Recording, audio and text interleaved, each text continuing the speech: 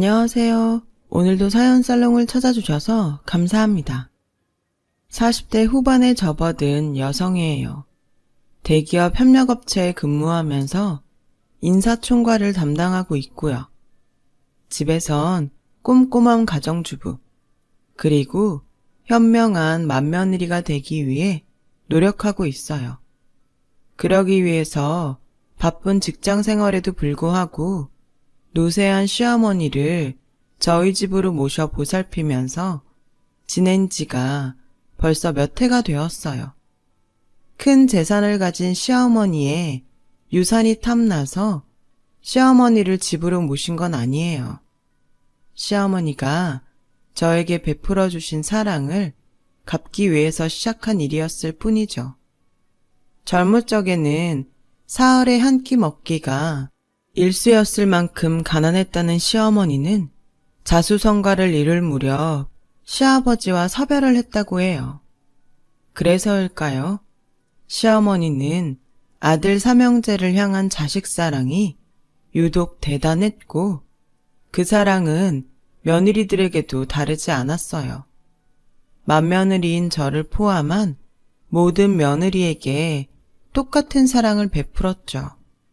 함께 사는 저에게는 많은 배려도 해주었어요. 단언컨대 시집살이 따위는 단 한 번도 없이 오히려 직장 생활하랴 집안일도 하랴 늘 바쁜 저를 위해 작은 집안일 하나라도 먼저 찾아서 도와주고는 했죠. 덕분에 모든 것이 행복했어요. 부부관계도 더할 나위 없이 좋았고 시어머니와의 관계도 훈훈하기만 하던 날들이었죠. 그러던 어느 날 건강검진을 받고 돌아온 시어머니의 표정이 무척이나 어두워 보였어요. 정확히 말하자면 어둡다기보다는 무언가를 포기하거나 해탈한 사람 같은 느낌이라고 해야 맞을까요? 그런 시어머니의 모습이 걱정된 저는 애써 밝게 물어봤죠. 우리 어머님 건강검진 결과가 별론가 보다. 별로기는 늙으면 원래가 다 그런걸. 에이, 요즘 세상에 그런 말이 어딨어요. 의학이 얼마나 발전했는데. 뭔데요? 당이 좀 있으신가? 아님 혈압? 내 가슴에서 혹이 발견됐다지 뭐니. 네? 혹이요? 아니, 어떻게 양성이래요? 가벼운 무록, 뭐 그런 거라죠? 그쵸? 검진한 의사 말로는 조직검사인지 뭔지를 해봐야 알겠다고 하더구나. 그럼 얼른 받아봐야죠. 아니다, 지금 당장 가봐요, 병원. 됐다. 뭐하러 그렇게까지. 원래가 나이를 먹으면 이 병 저 병 달고 사는 거야. 아니요, 안 됐어요. 됐을 리가 없잖아요. 어머님이 저한테 어떤 분인데. 옷 갈아입고 나오세요. 현관에서 기다릴게요. 자꾸 병원 안 간다 그러시면 저 삐져요. 저는 한사코 병원에 가지 않겠다고 만류하는 시어머니에게 철부지 딸내미처럼 응석을 부렸고 시어머니를 겨우겨우 설득한 끝에 병원으로 모셔 조직검사를 받을 수 있었죠. 조직검사로부터 며칠 뒤 의사의 공식적인 진단이 나왔어요. 어머니의 가슴에 자리 잡았다던 종양은 악성 종양, 유방암이었죠. 그 진단을 받는 순간 저는 하늘이 원망스럽더라고요. 신도 무심하시지. 세상에 악하고 나쁜 사람 널리고 널렸는데 왜 하필이면 선하디 선한 우리 시어머니일까? 가벼운 병이라고 해도 속이 미어지기는 마찬가지일 텐데 왜 하필 병 중에 제일 독한 병인 암일까 싶었어요. 하늘을 원망한 다음에는 저 스스로가 미워지더라고요.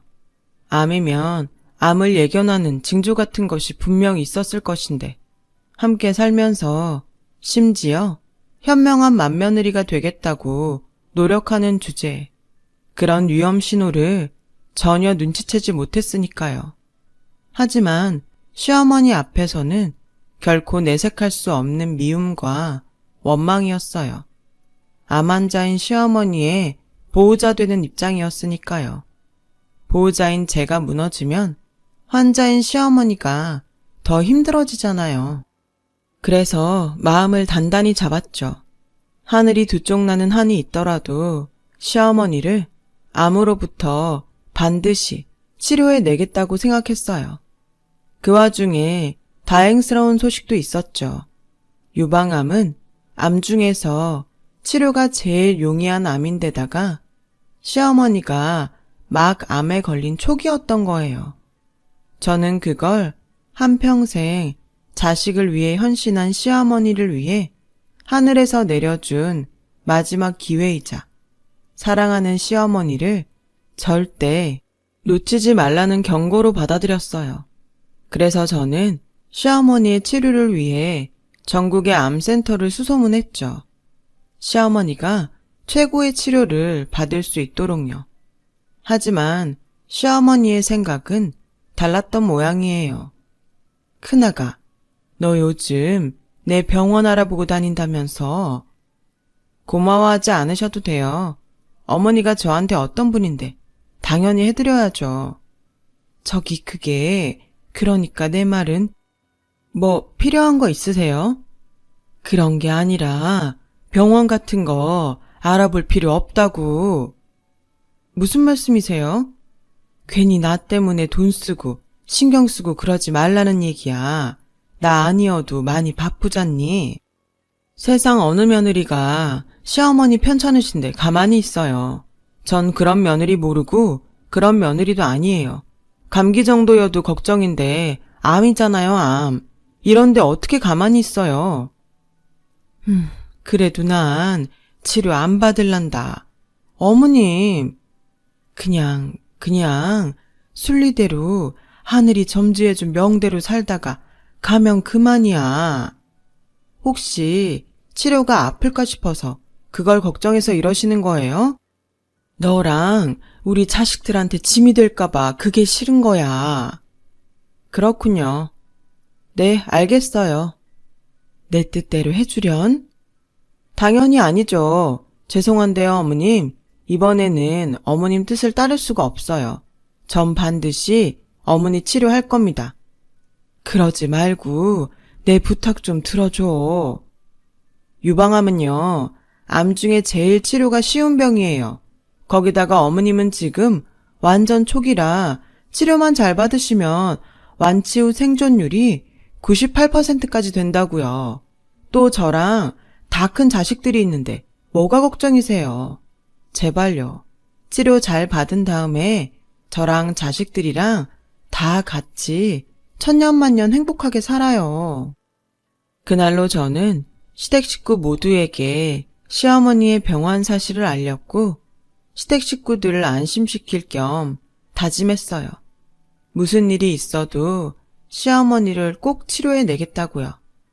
그렇게 얼마 지나지 않아 시어머니 치료에 제일 적합한 병원을 찾아내었지만 치료를 거부하는 시어머니의 뜻은 변하지 않았죠. 병원 가는 날마다 안방 문을 걸어 잠그기 일쑤였어요. 제가 아무리 부탁을 해도 시어머니는 늙으면 흙으로 돌아가는 것이 순리라는 대답만 할 뿐, 또 어느 날에는 제가 눈물로 호소를 해보아도 젊어서 먼저 떠난 영감, 혼자 하늘에서 외로울 테니 얼른 가서 만나련다. 그러는 사이 시어머니의 증세는 빠르게 악화되어 1기였던 암이 2기로 접어들기 시작했어요. 하루가 급한 상황이었죠. 그런데 설상가상 두 번째 악재가 터져 나오더라고요. 견물생심이라는 말이 있죠. 좋은 물건이나 많은 돈을 보면 사람은 누구나 욕심에 빠지게 된다는 뜻의 사자성어요. 늘 화목하고 평화롭던 시댁에 바로 그 견물생심이 들었어요.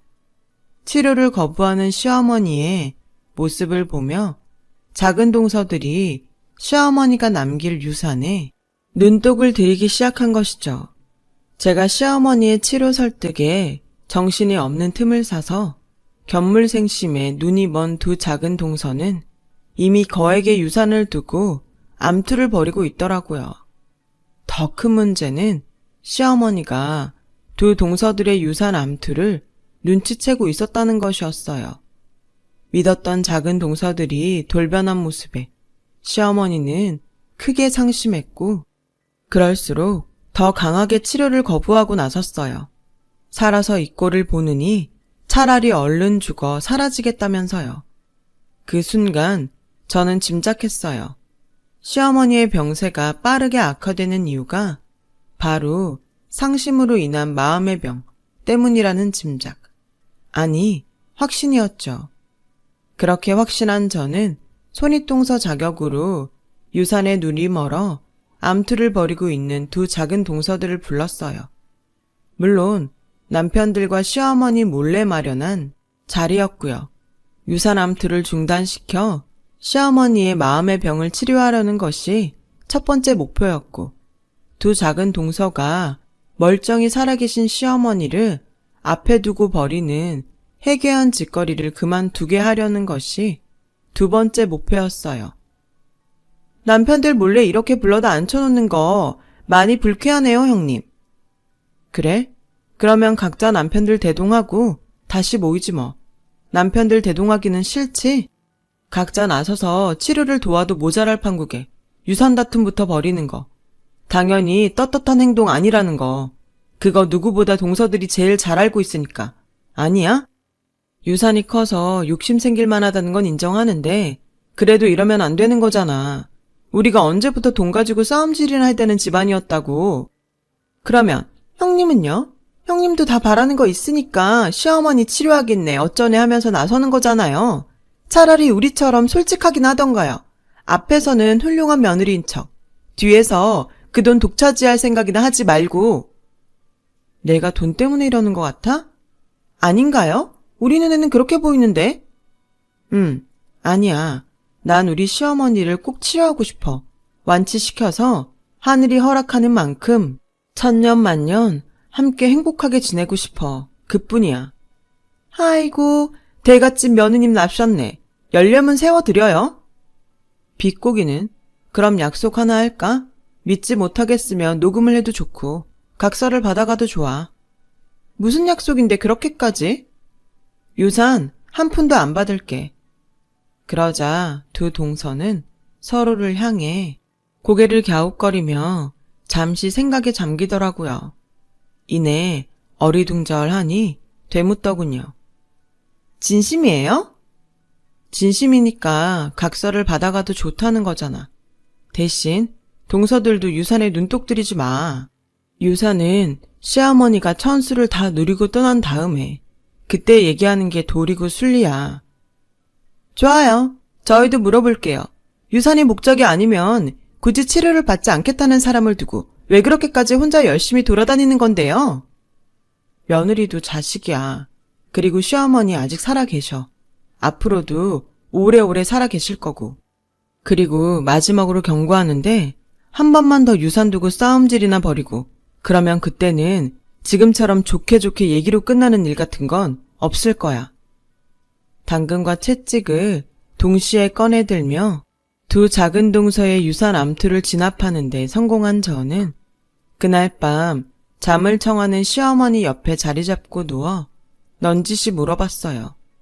제가 어떻게 해드리면 치료를 받겠냐고요. 한참을 말없이 잠만 청하던 시어머니는 저에게 한마디를 툭 던지고는 잠들었어요. 새댁일 적에 팥죽 한 그릇 먹어본 적이 있단다. 나이가 들어서 그런가? 이제는 어디서 어떻게 먹었는지도 가물가물한 팥죽이지만 맛은 분명하게 기억이 나. 참 달고 맛났지. 그 팥죽 한 그릇이면 대번에 기운을 차릴 것 같구마는.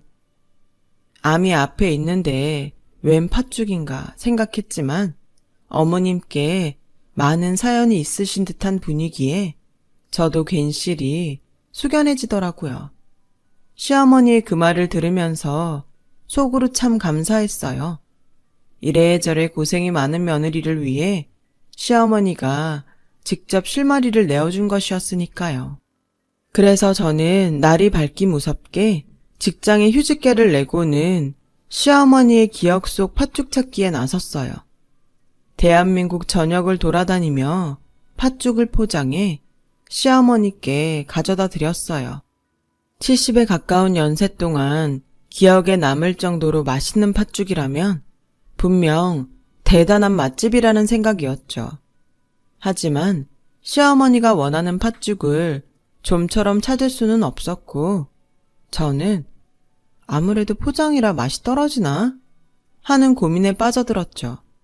포장이라 맛이 떨어질 거라는 생각은 시어머니도 마찬가지였던 모양이에요. 시어머니가 저의 팥죽 탐방기를 함께하기 시작했거든요. 병세가 조금 더 악화된 몸에도 불구하고 추억의 팥죽을 찾아 조선 팔도를 떠도는 시어머니의 표정은 소녀처럼 밝았어요. 저는 그런 시어머니를 위해 마침 휴직 중이던 의사친구를 시어머니 옆에 꼭 붙여둔 채로 동행길에 나섰죠. 시어머니의 건강을 돌보게 하는 한편으로 희망에 부풀었어요. 오래지 않아 시어머니 추억의 팥죽을 찾고 치료도 시작할 수 있으리라는 희망이었어요. 하지만 여기도 입에 안 맞나 보다. 그쵸? 그러게나 말이다. 팥죽 맛이 영. 어떻게 아닌데요? 맛이야 있지. 있는데 내가 찾는 그 맛이 아니야. 정말 기억이 잘 안 나세요? 작은 단서 하나라도요. 어디 근처라든지 하는. 가물가물해. 겨울인 것 같기도 하고 여름인 것 같기도 하고 나이 먹으면 다 그렇다지만서도 이럴 때는 참 속이 상하네. 괜찮아요. 금방 찾겠죠. 이만큼 돌아다녀서 없으면 없는 거겠지. 나 때문에 괜히 더 고생하지 말고 여기까지만 하자꾸나. 제가 고생하는 것처럼 보여요? 정말로? 운전하느라 피곤하잖니. 전혀요. 저 지금 되게 행복해요. 어머님이랑 이렇게 함께 할 수 있어서. 그니까 어머님도 포기하지 마세요. 말은 그렇게 했지만 솔직히 걱정이었어요. 맛집이라고 소문난 가게들부터 지방에 숨겨둔 고수들의 가게들까지 거의 대부분 돌아다닌 참이었지만 좀처럼 시어머니 추억의 팥죽은 찾을 수도 없었거든요. 무엇보다 가장 큰 문제는 시어머니의 기억이 명확하지 않다는 것이었어요. 그럼에도 저는 포기하지 않았어요. 팥죽 찾기를 포기한다는 건 시어머니와 시어머니의 치료를 포기한다는 것과 같은 말이었으니까요. 그래서 매일 밤 마음을 되새기는 일기를 쓰며 마음을 다잡았죠. 딱 그 즈음이었어요. 전국 팔도 맛있다는 팥죽집이 서너 군데밖에 남지 않았던 바로 그때. 진압된 줄 알았던 두 작은 동서에 유산 다툼이 다시 시작되었어요. 전에는 동서들 사이의 암투였지만 이번에는 동서들이 남편인 두 시숙들까지 동참한 다툼이었죠. 이제 시댁 식구들 중 시어머니의 유산을 탐내지 않으며 시어머니의 치료와 완치를 믿어 의심치 않는 사람은 저와 남편 둘밖에는 남지 않았어요. 상황이 그렇게 되자 저와 남편이 아무리 꾸짖고 다그쳐봤자 유산 다툼은 좀처럼 진정되지가 않았죠. 그 사실이 시어머니의 귀에까지 들어가게 되면서 시어머니가 결국 저의 마음이 무너지는 말을 던지며 안방 문이 부서져라 들어가 버리더군요. 정 돈이 그렇게 좋거든 부모 팔아다가 유산에 보태거라. 아주 장례식 부조금까지 싸그리 싹싹 나눠들 가져.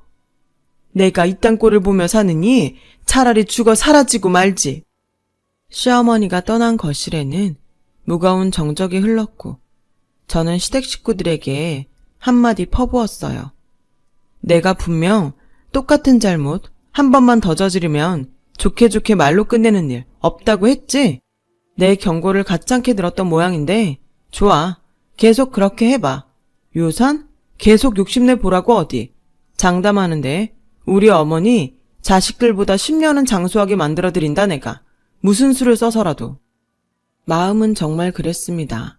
시어머니의 마음을 달래고 치료를 받게 하려면 그 팥죽을 찾아내야만 하는데 맛있는 팥죽집이란 팥죽집은 모조리 실패한 탓에 사실상 불가능해진 상황이었기 때문이죠.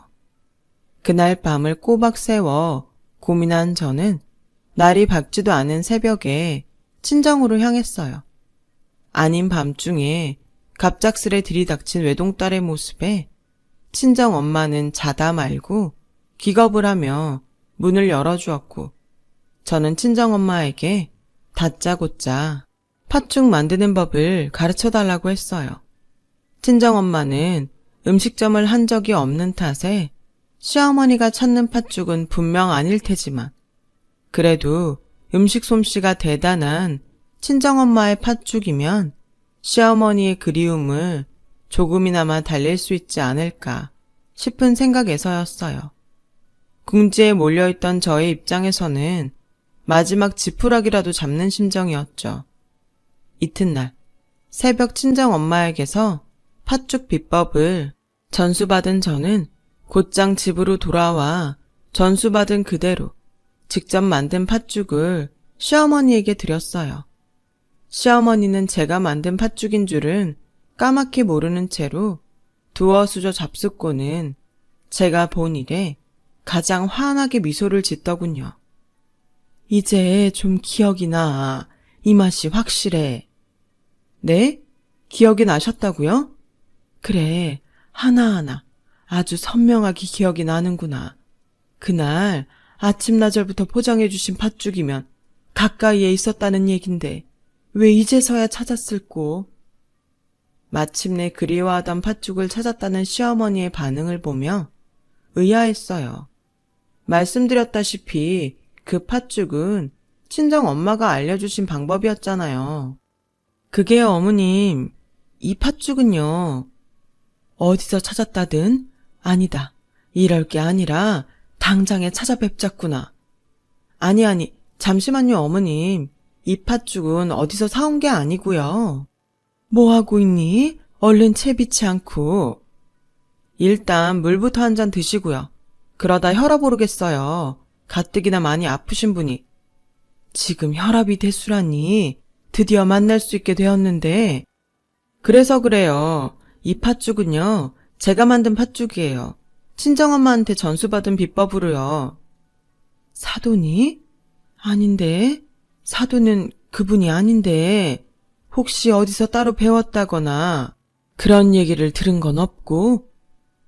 지금은 돌아가신 저희 외할머니요. 친정엄마가 시집갈 적에 외할머니한테 배운 팥죽이라고 했어요. 돌아가셨니? 그분이? 네, 제가 아주 어릴 적이어서 전 얼굴도 몰라요. 아, 그렇구나. 그렇게 되었어. 하기사, 세월이지. 전 그냥 어머님이 치료를 받았으면 하는 마음이었어요. 어찌되었건 맛있는 팥죽이면 어머님께 위로가 되지 않을까 싶어서요. 내가 고마워할 일이지. 동서들한테 연락부터 넣거라. 당장 함께 갈 곳이 있으니 옷 단정하게 차려입고 오라고. 잠시 후 연락을 받은 시댁 식구들이 정장 차림으로 저희 집에 도착했어요. 하나같이 유산을 미리 나누어 주려나 하는 기대로 가득한 표정들이었죠. 시댁 식구들이 도착하기 무섭게 안방에서 나오는 시어머니의 모습을 보며 저 또한 어리둥절해졌어요. 시어머니가 어느새 옷을 아주 반듯하게 차려입은 모습이었거든요. 어머니는 제가 무슨 일인지 물을 겨를도 없이 저를 앞장 세워 길을 떠났죠. 시어머니가 가자는 곳을 향해 앞장서는 저도, 뒤따르는 시댁 식구들도 지금 뭐가 어떻게 돌아가는지 모르기는 마찬가지였어요. 그런 의문 속에서 마침내 도착한 곳은 저희 친정 쪽 선산. 친정 엄마에게 팥죽 비법을 전수했던 저의 외할머니 산소였어요. 마침 저의 연락을 받고 기다리고 있던 친정 엄마가 시어머니에게 외할머니의 영정사진을 건네자 사진을 확인한 시어머니는 흐르는 눈물을 닦으시고는 몸가짐을 바로잡으며 저와 시댁 식구들을 향해 돌아섰죠. 뭐하고들 있니? 묘소에 왔으면 제사를 올려야지. 제사를 갑자기요? 명절도 아니고 제삿날도 아닌데요. 갑자기가 아니라 우리가 너무 늦게 찾아뵌 거야. 저희 외할머니랑 무슨 인연이라도 있으셨어요? 있지 그럼. 아주 감사하고 깊은 인연. 아주머니가 말이다. 아니지. 너의 외할머님 되는 어른께서 나와 내 남편을 살렸단다. 죽을 고비에서 구원해 주었어. 구원이요? 무척 가난한 시절이었지. 사흘에 한 번꼴로 욕이나 간신히 때울 만큼 힘들던 젊을 적이었어. 그렇게 저, 친정엄마, 그리고 모든 시댁 식구들은 비로소 팥죽과 시어머니, 그리고 외할머니의 인연에 대해 듣게 되었어요. 슬프고도 감동적인 사연 이야기였죠. 시어머니는 자수성가한 덕분에 지금은 큰 부를 이루었지만 젊을 적에는 무척이나 가난하셨대요.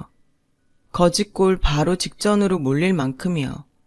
사실 집도 절도 없이 떠도는 생활까지 했다고 하니 외람되지만 거지나 다를 바 없는 신세로 온갖 수모와 고생을 다하며 살았죠.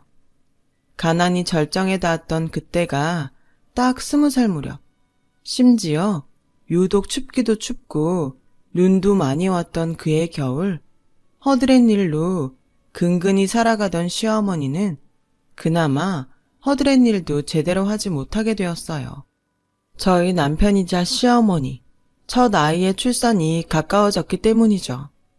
만삭인 시어머니에게 일감을 주겠다는 곳은 나타나질 않았고 결국 장기간 방세를 내지 못한 탓에 그 혹한의 추위 속에 길거리로 내쫓기게 되셨대요.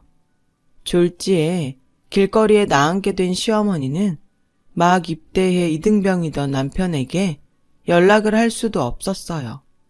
지금처럼 연락수단이 많은 시절도 아니었던 때였기에 전보를 알렸지만 도착했는지 알 방법은 없었죠. 도착했다고 한들 남편으로부터 도움을 받을 기대도 어려웠고요. 군대가 지금보다 훨씬 엄하던 시절이었으니까요. 결국 혈혈단신, 눈 쌓인 거리를 전전하게 된 시어머니는 만삭이 된 몸으로 제대로 먹지도 편히 누워보지도 못한 채로 지쳐갔어요. 그렇게 며칠을 떠돌던 시어머니가 이제는 굶어 죽거나 얼어 죽겠구나 싶어하던 순간 거리에 널브러진 채로 생명이 꺼져가던 시어머니를 지나가던 저의 외할머니가 발견했던 거죠. 외할머니는 만삭인 시어머니의 배를 힐끗 살피고는 대뜸 호통을 쳤대요. 이 애끼 사람아, 자식을 임신한 부모가 어찌 함부로 삶을 포기하려 들어? 네? 이 추운 날에 여기 이러고 앉아있으면 이대로 얼어 죽겠다는 소리밖에 더 되나 이 말이야. 죄송한데요 아줌마, 그냥 가던 길 가주실래요? 아줌마 아니어도 저 지금 너무 많이 힘들어요. 누가 안 힘들다든 딱 봐도 힘들어 배는구만. 내 말은 힘들어도 어떻게든 살 길을 찾아 나서야지. 어디 자식 가진 부모가 함부로 죽으려 드냐는 말이야. 저도 살고 싶어요. 근데 어째요? 방법이 없는데. 이 힘든 세상 얼굴도 모르는 사람이 도와달라면 누가 도와주기는 한데요. 그래서 이러고 있는 거예요. 살고 싶은데 살 힘도 없고 방법을 찾아 나설 힘도 더는 없어서. 소리 지르는 꼬라지 보아하니 고생 덜한 모양일세. 아줌마, 시끄럽고 잠깐 있어 봐봐. 동네 엄한 송장 치르기 싫으니까는. 그렇게 급히 자리를 뜬 외할머니가 무언가를 들고 돌아와 시어머니에게 건넸다더라고요. 시어머니가 세월에 떠밀려 기억도 제대로 못하면서 평생을 그리워하던 바로 그 팥죽 한 그릇. 그리고 며칠 여관에서 머무를 수 있는 돈이었죠. 그날 시어머니는 따끈따끈 김이 모락모락 피어오르는 팥죽 한 그릇에 기운을 차렸고 덕분에 되찾은 기운과 외할머니가 남긴 돈으로 여관에서 머물며 삶의 의지를 되찾아 자수성가한 지금에 이를 수 있었다고 해요. 과거의 사연을 시댁 식구들에게 들려준 시어머니의 눈에서는 눈물이 흐르고 있었고 저는 그런 시어머니와 교감을 나누었어요. 그런 일이 있었군요. 저희 외할머니가 말과 행동이 좀 거칠긴 해도 마음 씀씀이는 진국인 분이었다고 들었는데 정말 그랬던 모양이에요. 당연하지. 짧은 인연이었지만 분명 좋은 분이었어. 덕분에 나도 이렇게 살았고 네 남편도 무사히 나을 수 있었잖니? 그렇게 감사한 은인인데 생전에 찾아뵈었으면 참 좋았을 것을. 먹고 살기 힘들다는 이유에 또 나이 탓이나 해가면서 잊고 지낸 죄를 어찌 갚으면 좋을꼬. 이렇게 다시 만났잖아요. 외할머니도 되게 반가워할 거예요. 그렇겠지? 내 정신 좀 보게. 오자마자 인사부터 올렸어야 할걸. 시어머니는 외할머니의 산소에 술 한 잔 올리며 고개를 떨군 채로 감동의 눈물을 닦던 시댁 식구들에게 마지막 말을 건넸고 시댁 식구들은 돈 욕심에 빠져 유산 다툼이나 벌였던 잘못을 참회라도 하려는 듯 외할머니의 산소에 정성스레 제를 올렸죠. 그 마지막 한마디는 은인께서 나를 구원해주고 떠나면서 이렇게 말씀하셨어. 은혜는 돈으로 갚는 것이 아니라고. 정직하고 반듯하게 열심히 사는 삶 자체가 은혜에 보답하는 길이라고 말이다. 그래서 그렇게 살려고 노력했는데 물거품이 되어버렸더구나. 내 자식 새끼들이 그깟 돈에 눈이 멀어버린 통에 은혜를 저버린 꼴이 돼버리고 말았어. 그러니 내가 큰며느리의 외할머니께 지금의 내가 있고 너희를 있게 해준 은인에게 부끄럽지 않도록 다시금 올바르게 살아주겠니? 팥죽 한 그릇의 인연은 수십 년의 세월 그리고 이승과 저승까지도 뛰어넘어 그렇게 다시 이어졌답니다. 그날 이후 시어머니는 유방암 치료를 시작했고 현재는 완치 판정을 받았어요. 암 수술 이후 제일 중요하다는 5년을 넘겼으니 이제는 암을 완전히 극복한 상황이죠. 오히려 암투병 전보다 훨씬 건강하세요. 은인으로부터 받은 삶을 허투루 낭비하면 안 된다면서 운동에 아주 열심이죠. 저는 직장에 복직해 시어머니의 투병 이전과 다름없는 삶을 살고 있어요. 직장에서는 나름 능력 있는 일꾼으로요. 집에서는 현명한 맏며느리로, 가정주부로요. 시어머니의 유산은 어떻게 되었냐고요?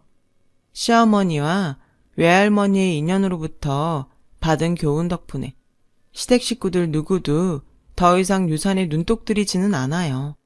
화목하고 행복했던 시댁으로 돌아온 셈이죠.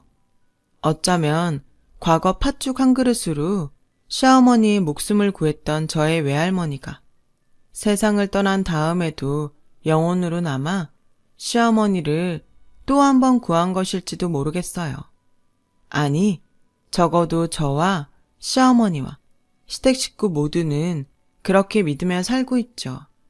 앞으로도 평생 저희 외할머니를 은인으로 생각하며 올바르게 살걸요. 긴 이야기 들어주셔서 감사합니다. 여러분 모두 건강한 하루 되세요. 여러분, 사연 댓글에 응원과 현명한 조언 부탁드려요. 좋아요와 구독은 저에게 큰 힘이 됩니다. 오늘도 좋은 일 가득하세요.